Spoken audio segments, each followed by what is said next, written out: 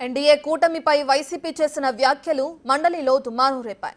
తాము లేకుండా కేంద్ర ప్రభుత్వం ఏర్పడే అవకాశం లేదనే విధంగా వ్యాఖ్యలు చేశారన్న వైసీపీ నేతల తీరుపై లోకేష్ ఫైర్ అయ్యారు. తాను ఎలాంటి షరతులు విధించకుండా ఎన్డీఏలో భాగస్వాములయ్యామని లోకేష్ స్పష్టత ఇచ్చారు. డబుల్ ఇంజిన్ సర్కారుతోనే ఏపీ అభివృద్ధి సాధ్యమనే భావనతో ముందుకు వెళ్తున్నట్లు సభలో ప్రకటించారు.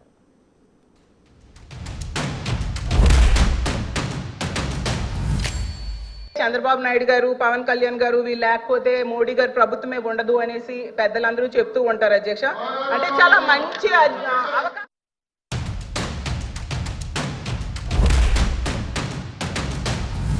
మేము పదవులు అడగలేదు అధ్యక్ష. రాష్ట్రం నిధులు ఇవ్వండి, రాష్ట్రాన్ని కాపాడండి. దివాళా ఎత్తేసింది, చాలా ఆర్థిక ఇబ్బందులు ఉంది. గత ప్రభుత్వం చేతకంతనం వల్ల ఇబ్బంది పడుతున్నాం, మీరు ఆదుకోండి అని చెప్తే రైల్వే జోన్ తీసుకొచ్చా అధ్యక్ష. విశాఖ ఉక్కుని కాపాడా అధ్యక్ష. చివరి అమరావతిని నిధులకి తీసుకొచ్చా అధ్యక్ష.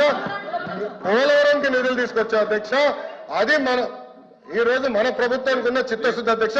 మేము ఎక్కడ చెప్పలేదు అధ్యక్ష. దయచేసి మేడం గారు విత్డ్రా దట్ పాయింట్. మేము ఒప్పుకోవట్లేదు అధ్యక్ష. అది మటుకు